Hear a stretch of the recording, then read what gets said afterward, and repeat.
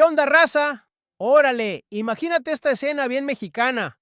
Por fin juntas la lana. Después de años rompiéndote el lomo y ahorrando cada peso, tienes las llaves de tu casa en la mano. Abres esa puerta y huele a nuevo. Caminas por los cuartos vacíos y tus pasos hacen eco. Te paras en medio de la sala y piensas, la hice, cabrón. Ya no le voy a estar pagando renta al casero gandalla. Esto es mío. Esto es inversión. Te sientes bien chingón, ¿verdad? Como todo un adulto exitoso. Pero déjame decirte algo que nadie te va a contar en esos comerciales de banco donde salen familias felices corriendo por el jardín. 6 meses después, ya valiste gorro. El boiler truena un martes en la madrugada. 15,000 pesos para cambiarlo. Luego te das cuenta que tu sillón pedacero de cuando rentabas se ve bien gacho en tu casa nueva. Así que te gastas otros 40,000 pesos en muebles dignos de ti. Después te llega el predial y casi te da un infarto. Subió 20% sin avisar. Y de repente, compa, esa sensación de la hice se convierte en un nudo en las tripas que no se te quita. Ya no eres el dueño de la casa es dueña de ti. Soy Beto Barato y aquí hablamos de finanzas sin bobadas. Nada de palabras fancy ni consejos tontos de influencers que heredaron la lana de papi. Aquí pura verdad, así duela.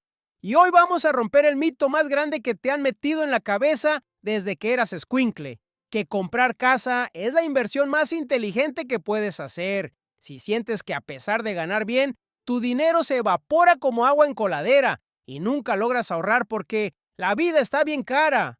Quédate hasta el final porque te voy a enseñar exactamente por qué tu casa no es una inversión. Es un gasto bien gordo disfrazado de patrimonio. Y si te late este contenido sin filtro, dale like y suscríbete. Aquí no nos andamos con payasadas.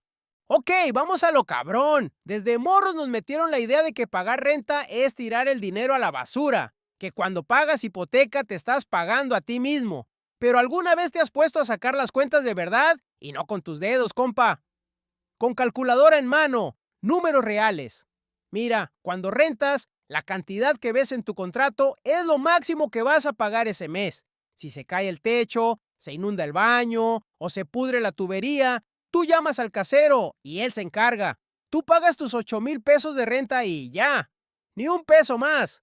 Pero cuando compras casa, ahí, mi compa, la hipoteca es lo mínimo que vas a pagar. Es el piso, no el techo. Y esa es una diferencia bien cabrona que nadie te explica. Déjame enseñarte con números que hasta mi tía que vende Tupperware entiende. Imagínate que compras una casa de 2 millones de pesos. No está tan cara, ¿verdad? Eso es como una casita normal en cualquier ciudad. Das el famoso 20% de enganche. Esos son 400,000 pesos que ya tenías ahorrados. Te queda una deuda de 1,600,000 pesos con el banco. Tasa de interés actual, siendo optimistas, 11% anual. Tu mensualidad de puro capitales de intereses, 17,000 pesitos. Ah, pero está bien, Beto. ¿Puedo pagar eso? Espérame, compa. Eso no es lo que vas a pagar. Ahora súmale. Predial, 2,500 pesos al mes. El seguro de la casa, 1,500 pesos al mes. Mantenimiento promedio, 2,000 pesos al mes. Y eso siendo optimista. Tu salida real de dinero cada mes, 23,000 pesos. Y ahora viene lo más gacho. En los primeros 5 años de tu crédito, el 85% de lo que pagas se va directo a intereses. O sea, de esos 17,000 pesos de mensualidad, solo como 2,500 pesos van al capital de tu casa. El resto se lo está comiendo el banco. Básicamente estás rentando el dinero del banco, pero con la responsabilidad de arreglar todo lo que se rompa. ¿Cómo ves? Ya no suena tan chingón, ¿verdad? Pero los números son solo la mitad de la historia, compa. El verdadero desmadre pasa en tu cabeza. Déjame contarte de un vato francés que se llamaba Denis Diderot. Este compa era filósofo allá por 1700 y cacho. Un día se compró una bata bien elegante, de esas rojas que se veían con madre. Pero ¿qué crees que pasó? Su bata nueva hacía que todo lo demás en su casa se viera horrible y viejo. Entonces, el compa se empezó a endeudar comprando muebles nuevos, cortinas nuevas, alfombras nuevas, todo para que hiciera juego con su dichosa bata. Se quedó hasta el cuello de deudas. Por una bata. Tu casa es esa bata, mi compa. En el momento en que firmas esa escritura, tu cerebro cambia de chip. Ya no aceptas tus muebles de Electra en 24 quincenas. Ahora necesitas muebles de calidad. Ya no te alcanza con el jardincito sencillo. Ahora necesitas un jardinero que venga cada semana. Ya no te basta con tu carro del año. Ahora necesitas uno de agencia porque ¿qué van a decir los vecinos? Esto es lo que yo llamo gastarte todo en tonterías porque ahora eres dueño. Las estadísticas no mienten. En promedio, la gente que compra casa gasta entre 150,000 y 250,000 pesos extra en el primer año en puras cosas que no necesita. Dinero que no estabas gastando cuando rentabas. Y ese dinero, compa, es dinero que pudiste haber invertido, pero lo tiraste en cortinas y macetas. Ahora hablemos de algo que los vendedores de casas jamás te van a mencionar: el costo de oportunidad. ¿Te acuerdas de esos 400,000 pesos de enganche? Si metes ese dinero en una casa, históricamente las casas en México apenas le ganan a la inflación. O sea, tu casa sube de precio, pero es pura ilusión, porque el peso vale menos cada año. Pero ahora, imagínate esto.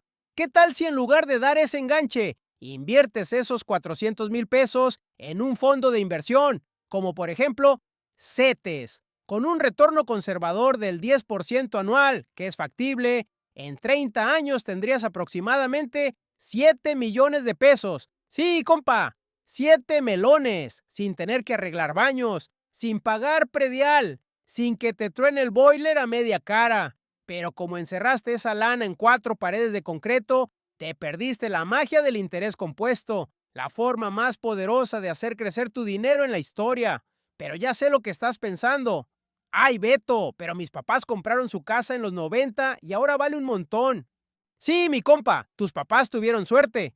Compraron en un momento irrepetible de la historia donde las tasas de interés bajaron durante 40 años seguidos, lo que infló los precios de las casas como globo. Pero dime una cosa, ¿has calculado cuánto se gastaron en esos 30 años en techos nuevos, pintura, plomería, pisos, ventanas, puertas, impermeabilizante? Probablemente se echaron otros 500,000 pesos en puros arreglitos.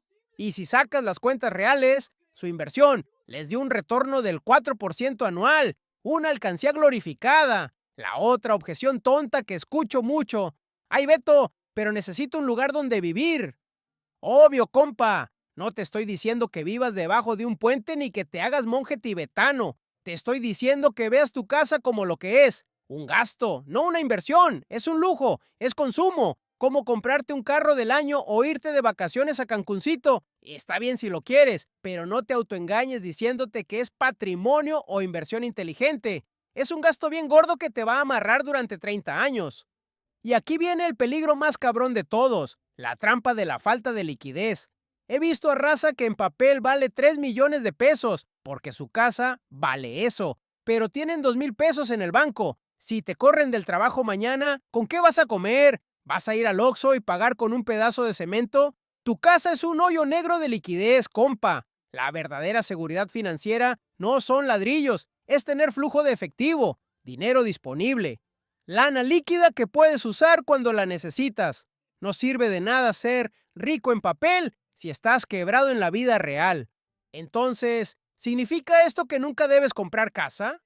No, compa. Significa que si vas a comprar, no lo hagas con ideas tontas en la cabeza. Si decides comprar casa, sigue estas 3 reglas que te va a dar tu compa Beto Barato.